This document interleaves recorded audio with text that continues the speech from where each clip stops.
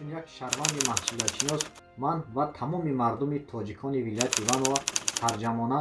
дар ин маъракаи сиёсӣ иштирок менамоем ва раъи худро бо номзади арзандаи хеш медиҳем.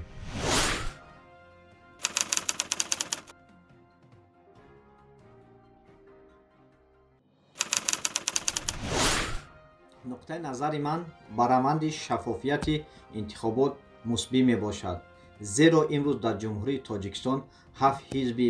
сиёсӣ амал менамояд, ки ҳар як ҳизб номзадии худро пешниҳод намуда ба таври баробар тарғибот мебаранд ва раванди интихобот аз тарафи нозирони байналмилалӣ назорат мегардад.